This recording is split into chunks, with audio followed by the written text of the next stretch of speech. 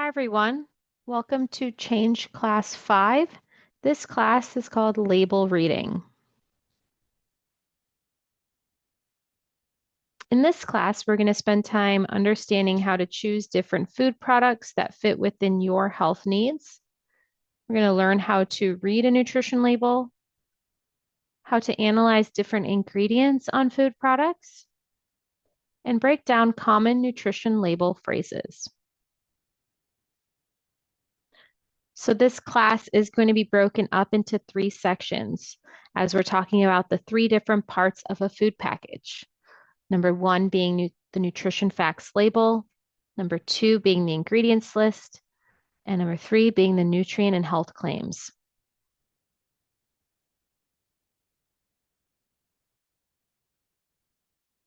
So let's start with the nutrition label. Now, this is a label you will see on all food packages. This nutrition label has been updated over the years, and you will see some changes, especially back in the 90s, early 2000s. This label looked quite different. Some changes you'll notice include the serving size and the calories. Both of those are much larger and bolder. This makes it easier for consumers to pick that out when they're looking at the label quickly, at the grocery store, or to compare 2 different products. You can easily see those differences. Another major change over the years was the added sugars being included on the nutrition label. In the past, we only had total sugars listed, which didn't differentiate the natural versus added sugars in the product. And some vitamins and minerals have been added in to the label as well.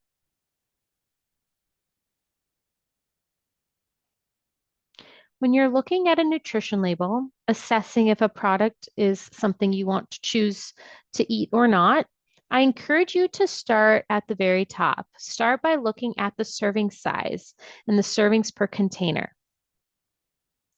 The reason I encourage you to start there is because all of the following categories, the calories, the different nutrients, all are reflective of what that serving size is. So after you look at that serving size, and in this case, it is 2/3 of a cup, I want you to look next at the calories. So you'll see in this product, you're getting 230 calories for 2/3 of a cup of this product. I encourage you then to look down at that greenish teal section. All of those nutrients that are highlighted in that color are nutrients we want you to limit. Some examples would be saturated fat, sodium, added sugars. And the nutrients highlighted in the purple are nutrients we want you to get enough of. Fiber and those different vitamins and minerals below. Now, I know the words limit and get enough of are very vague terms, very vague phrases. Now, I'll explain a little trick you can use to help understand if a product is considered high or low in these nutrients. What you can utilize to help determine the product's appropriate amount is the percent daily value. Now, this is a quick way to evaluate a product. And by looking at the percent daily value on that right-hand side, if a nutrient has a percent daily value of 20% or greater, I would consider that very high for that nutrient. If it's closer to 5% or less, that would mean that nutrient is fairly low in the product. Now, if we're talking about nutrients we want you to limit, I'll use saturated fat for an example here. The saturated fat in this product is a percent daily value of 5%. So this would be a good low saturated fat option. Again, we want it to be limited. The sodium in this one is that's another nutrient we want you to limit. The percent daily value is 7. Not quite 5%, but it is closer to 5%. I would consider this a fairly low sodium option. If we keep going down the label and see the added sugars, that's another nutrient we want you to limit. In this case, we have a percent daily value of 20. Now, that's considered a high added sugar product. It's that 20%. So while it's nice and low in some nutrients like the saturated fat and sodium, it unfortunately is high in the added sugars. Would I say you have to avoid this product completely? Not necessarily, but I want you to think about your day as a whole. If you decided to eat this product that's a little bit higher in added sugars, you may want to watch much closer with the rest of your intake throughout the day to make sure you're not eating a lot of high added sugar products. And same goes for those other nutrients. The saturated fat, sodium, for example, are nice and low. So you might have a little leeway in other products you choose throughout the day. But I just care about your choices every day as a whole, not necessarily focusing on every individual product fitting every single nutrient goal that we have for you.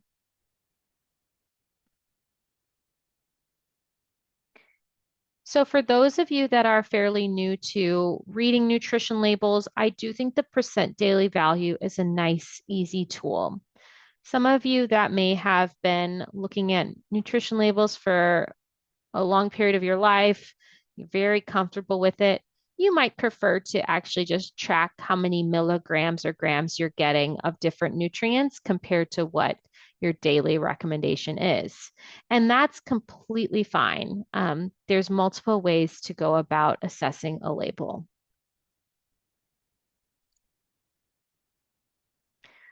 So, have you ever been surprised by a serving size? Serving sizes vary depending on the restaurant, the product you choose. So I usually like to give the example of um, the Arizona iced tea. That's just an example of one that always sticks with me.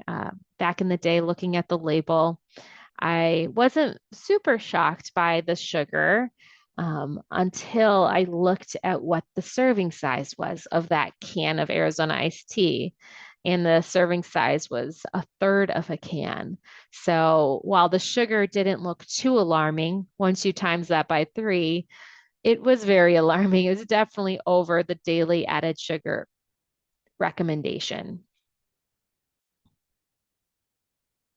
And I just encourage you to think about serving sizes and if there's any that shocked you when you read a nutrition label or just went to a restaurant.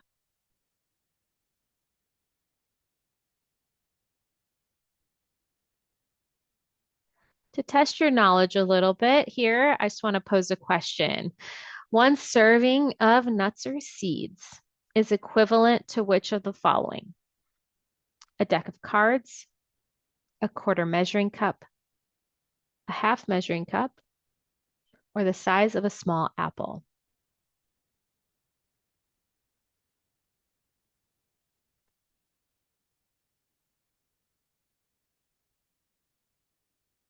So the answer is a quarter of a measuring cup.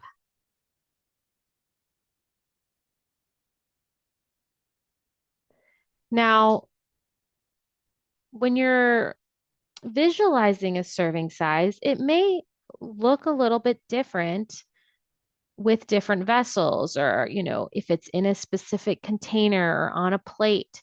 You see that quarter of a measuring cup of almonds in the middle bottom is a true serving size. That handful, again, may look a little different. Sometimes we may grab a handful of trail mix or nuts, and we're actually eating a serving and a half of almonds. If we're putting it into a little jar or baggie, I do encourage you to actually use a measuring cup first so you know how much, that bag fills up with this proper serving or how much the container fills up with the proper serving of nuts. because our eyes can be deceiving.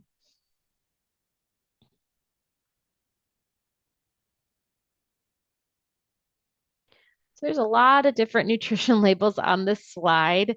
I'm just going to go through some of them with you just to point out a few things here. So the first one, the olive oil. Well, oil in general is pretty similar to this nutrition label here. You see what the serving size is. It's a tablespoon. So one single tablespoon of oil is over 100 calories. Now, oftentimes we don't necessarily, measure with a measuring spoon when we're cooking, putting that oil in the pan. But it is very easy to just have a slightly heavy hand and pour more oil than planned into that pan. And that could be an extra 100, maybe even extra 200 calories without even realizing it.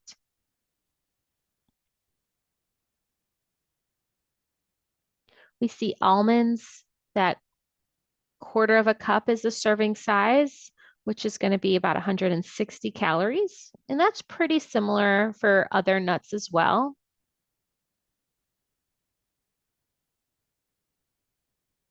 We see, I want to direct your attention to the barbecue sauce, the bottom left. We see the serving size for barbecue sauce is 2 tablespoons,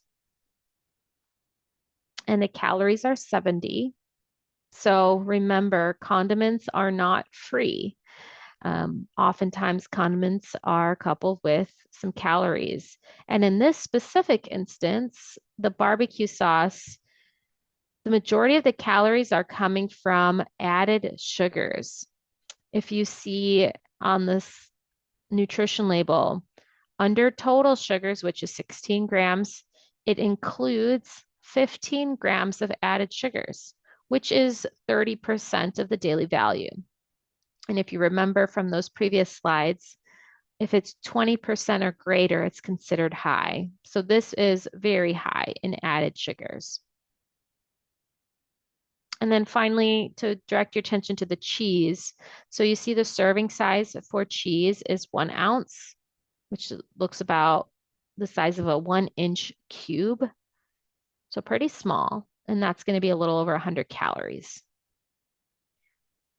Now, you'll notice with the olive oil, the almonds, the cheese, the majority of the calories are coming from fat. You see the total fat for olive oil is 14 grams. Total fat for almonds is 14 grams. Total fat for cheese is 10 grams. So this goes to show you when it is higher in fat, it's going to be more calorie dense for a small serving size. And there's a reason behind that. With the different macronutrients, fat, carbohydrates, and protein, fat has the highest amount of calories per gram. So while it's maybe frustrating that something like nuts, which is good for you, um, is so high in calories, this is the reason why. They're more calorie dense than carbs and protein and fat and alcohol for that matter.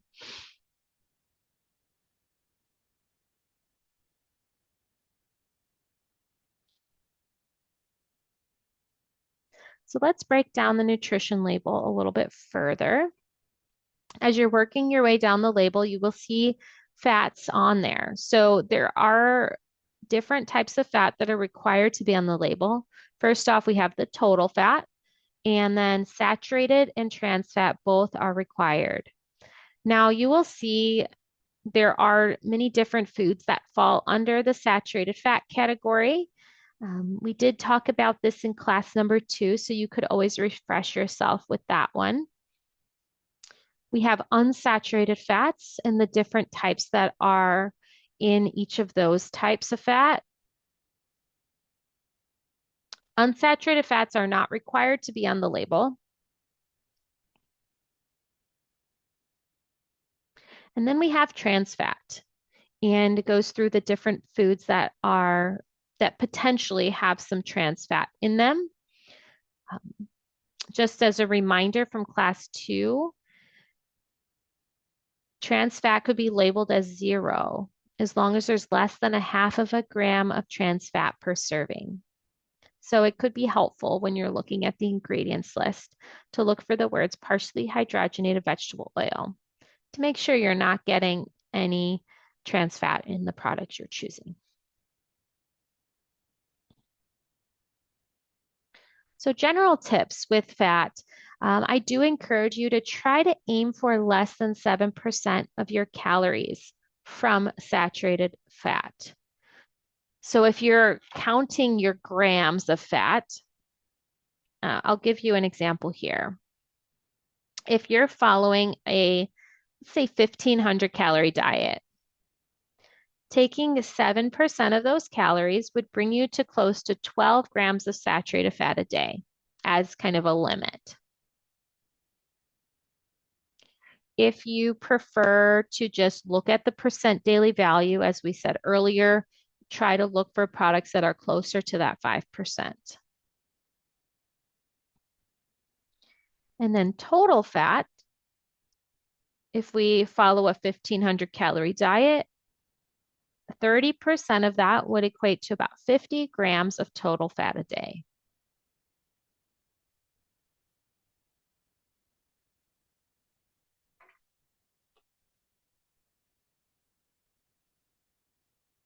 Moving down the nutrition label, we have sodium. So sodium is a mineral that attracts and holds on to water.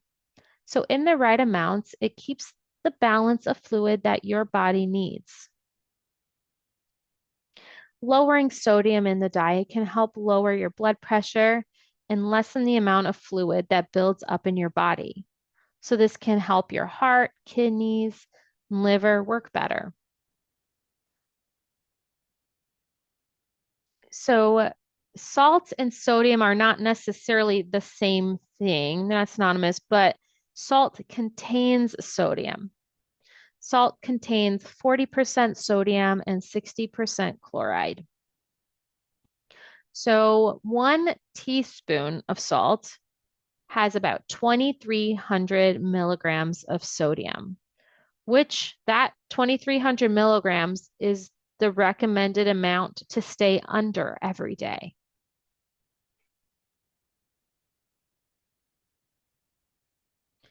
In general, most Americans consume more than that.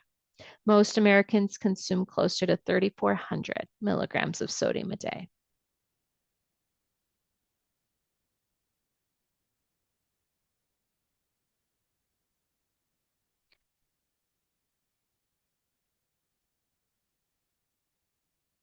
So some tips for sodium, if you're counting milligrams, a good amount to aim for per serving is around 200 milligrams or less. And then aiming for 600 milligrams or less per meal. Again, the goal is to aim for under 2,300 milligrams per day. And if you prefer to pay attention to the percent daily value, the sodium is one of those nutrients we want you to limit. So looking for percent daily values closer to the 5%.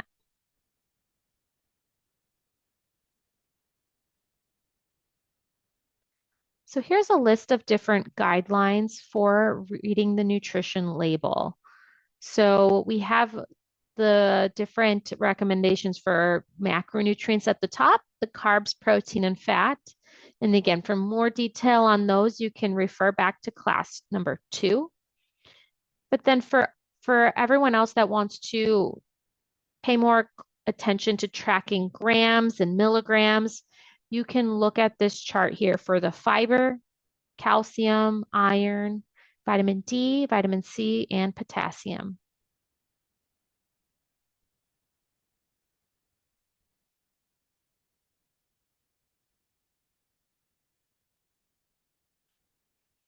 Moving on, we're going to spend some time talking about the ingredients list.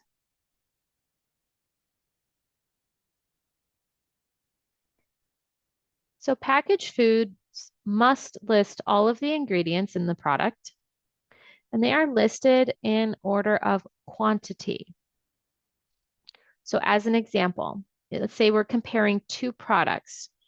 The first product contains or lists sugar, oranges, and water as the first three ingredients. And we're comparing it to another product where oranges is the first ingredients, followed by water. The first product is going to have a higher concentration of sugar in it than oranges, compared to the second product where oranges is the primary ingredient, followed by water. Now, if we're comparing the two, the second product would be the better option because sugar isn't the main ingredient.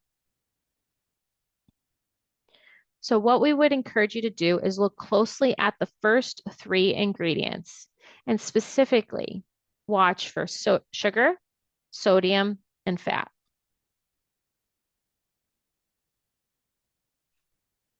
Now, there are a lot of different ingredients that fall under each of these categories, as you can see. While some of them you may not be fully familiar with, having this list as a reference can be helpful when you're looking at different products, just to understand. I don't necessarily expect you to read every single ingredient of every single product you choose, but as I said, it could be beneficial to at least look at those first three ingredients and see if any of these ingredients are listed there. And let's say some of these ingredients are listed in the first three. Then I would encourage you to take it a step further and look at the label. Look at the nutrition label to see, okay, how many added sugars are in a serving size? How much saturated fat? How much sodium am I getting? And then make a decision about the product. Because maybe there's just minimal ingredients in a product to begin with. But then you look at the nutrition label and the added sugar is pretty low. It could be a good option, or you can eat a smaller portion or whatnot. So just more so for your information, for your knowledge when you're spending more time reading ingredients lists. On ingredients lists, you will also see sugar alternatives. So we have stevia, truvia, sucralose, aspartame, saccharin. We have a variety of additional sugars, the acesulfame, potassium, neotame, monk fruit extract. Now, these are all recognized as safe, according to the FDA. I leave it up to consumers, all of you patients that are, considering these options to choose what you prefer the taste of, what you feel most comfortable with. Sometimes patients prefer to go more of the natural route, choosing something similar to monk fruit or stevia. Others may prefer the taste of the other ones, like the Splenda. So I leave it up to you. From a safety perspective, they all are perfectly fine to consume. And with you all heading towards bariatric surgery, these are going to be in a lot of the choices that you decide to have, and especially the protein shakes or different protein supplements, because regular added sugars are likely not going to sit well with your new stomach. So finding a sugar alternative that you don't mind the taste of and feel comfortable using could be beneficial as you're preparing for surgery.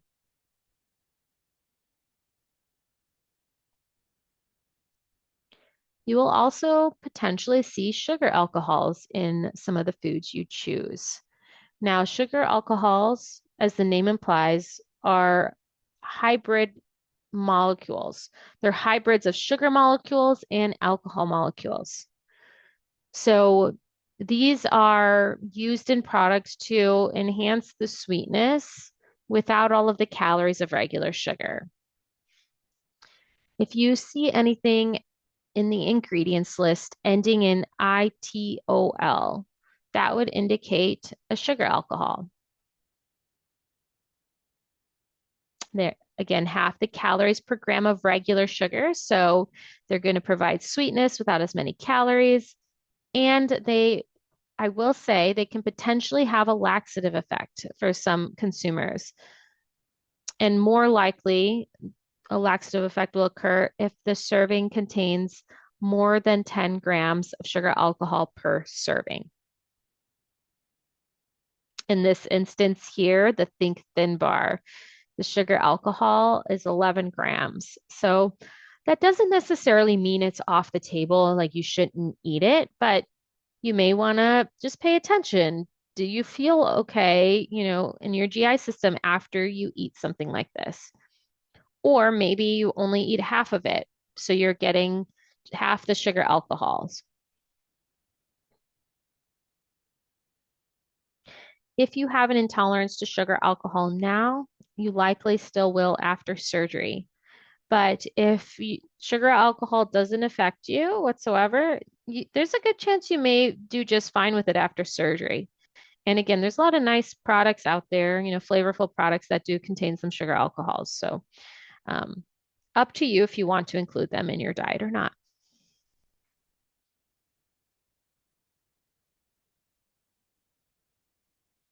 All right, so we're going to move on to part 3 of this class, which is talking all about different nutrient and health claims. So some common claims we see on food packaging. First off is calorie-free.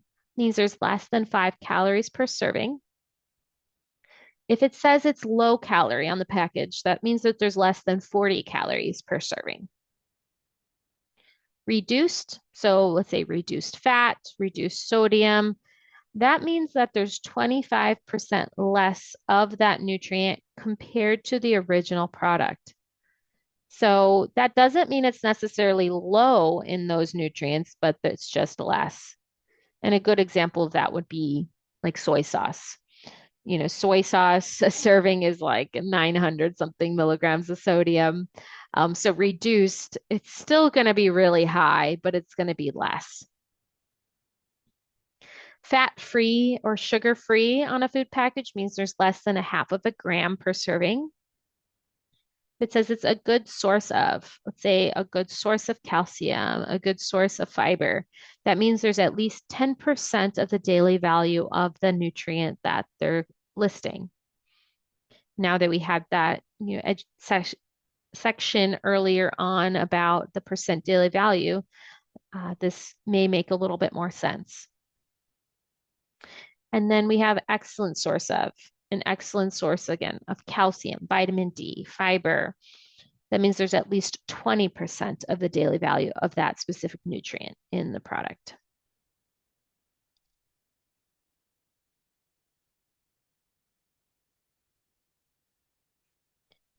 When you're looking at food packages, I encourage you to watch out for what we call health halos.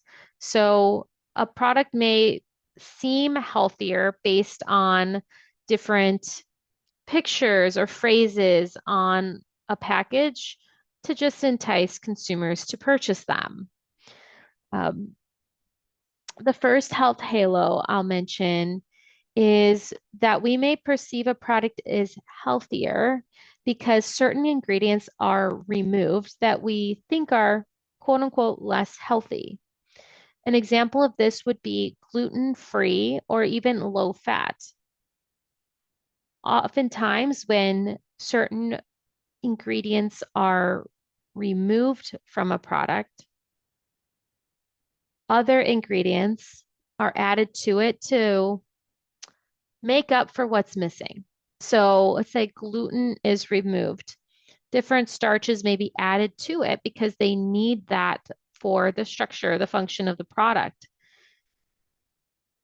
If certain fats are removed from a food, maybe sugar or salts, sodium may be added to the product to make up for what's missing with texture or flavor.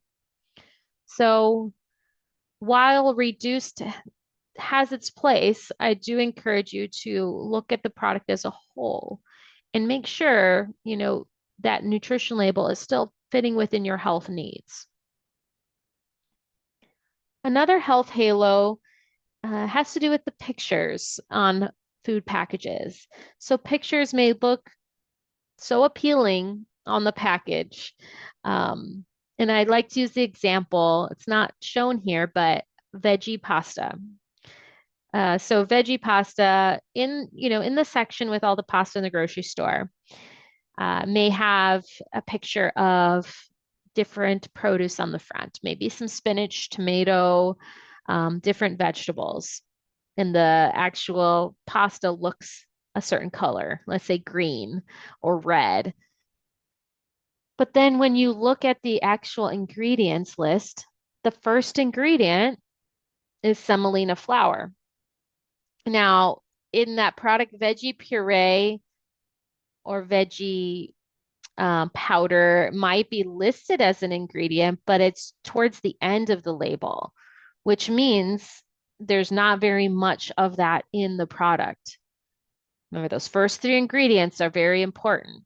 So, again, they may put all these vegetables on there, make it look like you're getting a serving of vegetables with every serving of pasta, but really you're getting mainly your normal wheat flour pasta.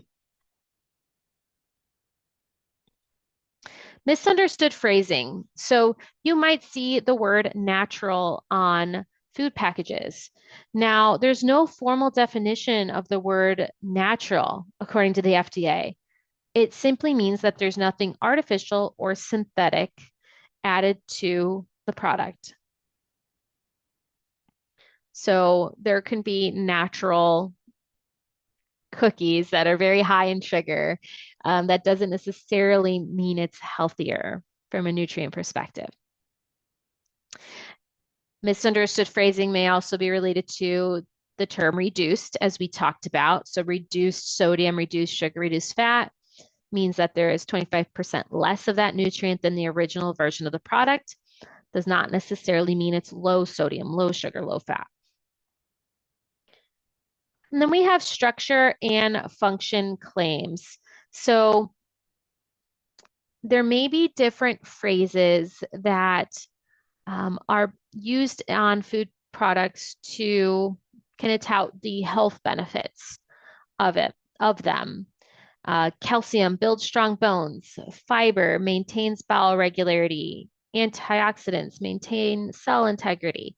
You might see some of those phrases listed. An example on this slide would be those oatmeal squares. It says oatmeal helps reduce cholesterol. Um, and then you see in smaller print right above it, as part of a heart healthy diet, the soluble fiber in oatmeal helps reduce cholesterol. So the oatmeal squares in and of themselves aren't going to necessarily reduce your blood cholesterol levels, but eating a diet high in soluble fiber can.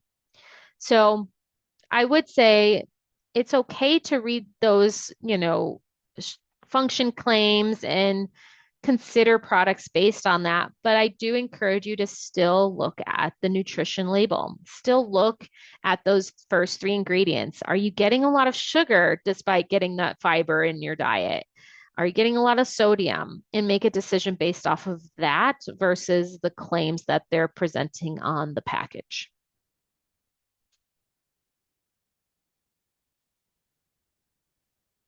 We have the organic seal here. Now, unlike that term natural, which I said has no formal definition, organic does have a formal definition. Organic is a labeling term for food or other agriculture products that have been produced according to specific USDA organic regulations. Organics are grown and processed according to guidelines related to soil quality, animal raising practices, pest and weed control, and the use of additives. Organic farmers must rely on natural substances and physical, mechanical, or biologically based farming methods as much as possible. Certification for organic requires that produce is grown on soil without prohibited substances for 3 years prior to harvest. And organic meat requires animals to be raised in living conditions accommodating their natural behaviors, fed 100% organic feed and forage, and are not given antibiotics or hormones. Now, I don't have a specific recommendation for organic. According to these guidelines and practices and the research done around organic versus conventional, the nutrient quality is relatively the same between organic and conventional. It is up to you all if you want to choose organic over conventional, but from a strict nutrition perspective, nutrient quality is the same.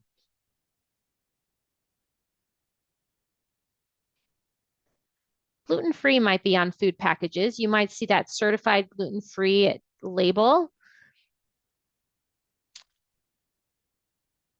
When a product is gluten-free, that means it does not contain wheat, barley, or rye. Those that have celiac disease must avoid gluten completely. And if you have a gluten sensitivity, you should avoid gluten. Everyone else does not need to avoid gluten. It is not healthier to eat gluten-free. Products, may not taste as well as gluten-containing products. I know that is an opinion, but some people go gluten-free because they believe it is better for their health. And again, that's not necessarily the case. Labeling is voluntary. So you might even see products that are naturally gluten-free have the gluten-free tag, or they may just say the words on the package to try to, entice consumers.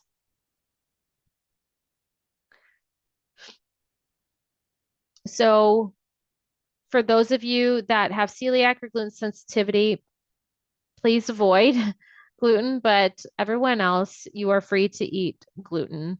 And I just encourage you overall, to choose products that are more whole grain, which we'll talk about in a later slide.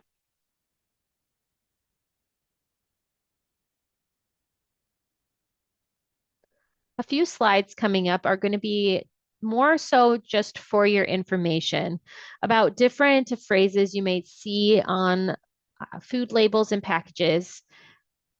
There's a lot of confusion out there of what these different phrases mean. So I just want to enlighten you a little bit. We have grain finished beef.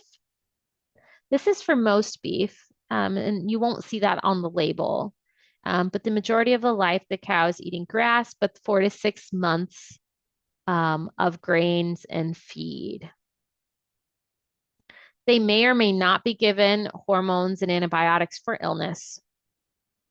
Grass-fed or grass-finished beef, their whole life is spent eating grass or hay, and they may or may not be given FDA-approved antibiotics and hormones. If beef is certified organic, that means the cows are grass or grain finished, as long as the grass and grain is organic. They are never given antibiotics or hormones. And finally, naturally raised beef means the cows are grass or grain finished and never given antibiotics or hormones. Again, each of these options are nutritionally appropriate to consume, and more so personal preference on which one you would like.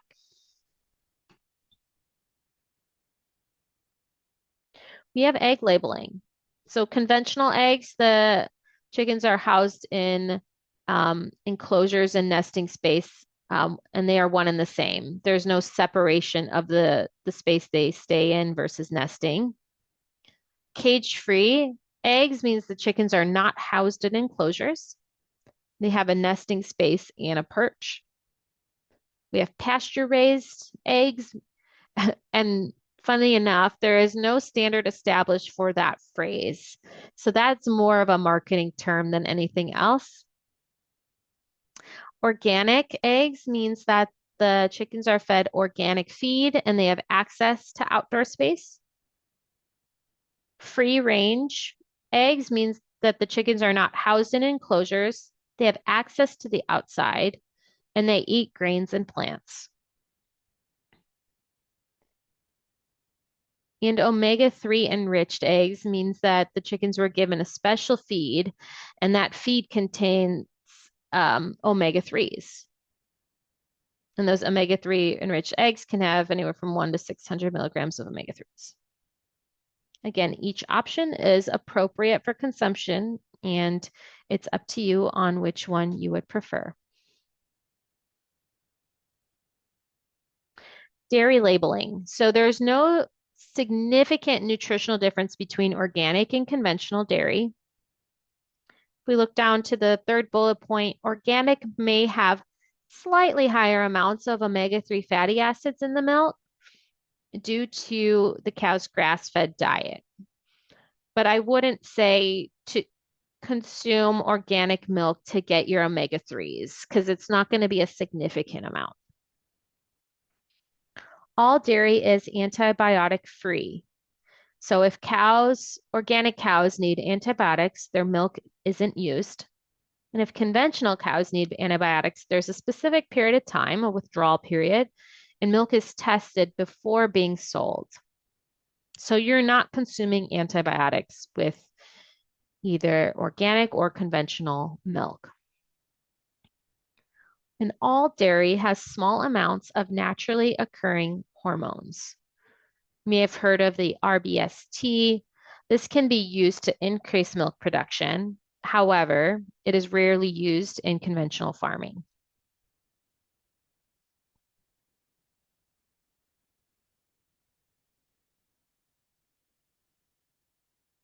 We have a list of 6 different milks here. Now we have cow's milk, soy, pea protein, almond milk, coconut milk, and oat milk. Now, not all milks are created equal, and I may suggest a specific milk for one person, but not the other. If you're looking for a milk to give you more protein, let's say you're struggling to hit your protein goals, I would encourage either the cow's milk, the soy milk, or the pea protein milk. Let's say you're doing great with protein, or you use a protein supplement and you just want to find a nice low calorie milk. I would suggest doing the almond milk or the coconut milk. The one that I haven't touched on is the oat milk. Not saying you have to avoid oat milk completely, but you're not getting a whole lot of benefit from it. It's a higher calorie milk, and it's also a low protein milk. So, yeah, if you add a splash or two to your coffee, just for flavor or to your tea, that's completely fine. But I wouldn't drink it by the glass. I wouldn't, mix it with a protein shake necessarily. I would choose an alternative option. And these aren't specific brands that I push or recommend necessarily. These are just some examples.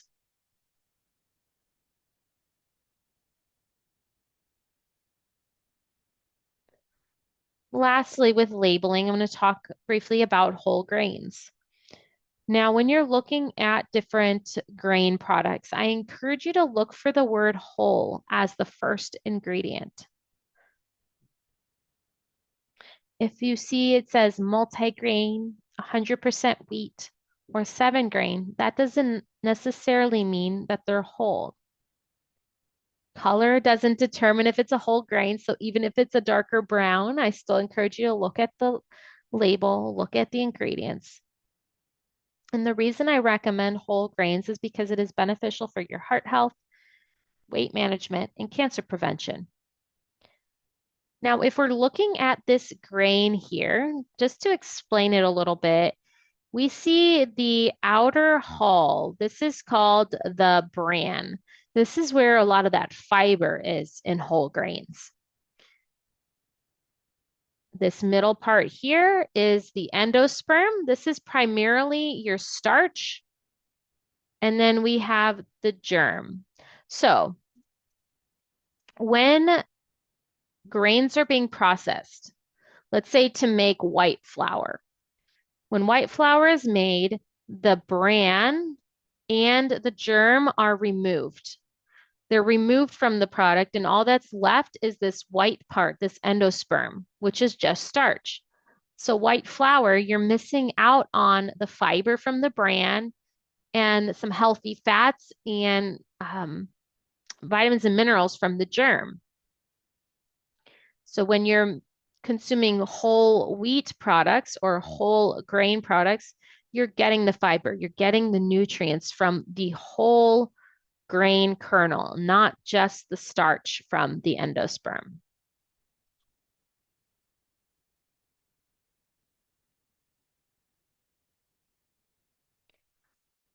To sum it all up, I encourage you to know what you're looking for on those nutrition labels and try to prioritize what is important.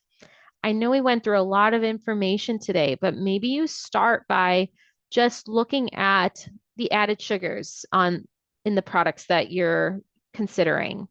Maybe you start looking closer at the serving size and the calories. Start small and work your way through that nutrition label. Read ingredients so you know what is in the products that you're choosing. And I encourage you to be careful with marketing because sometimes those different phrases, the pictures, the font even of the product can kind of entice us to choose it without spending time looking at what is actually in the product.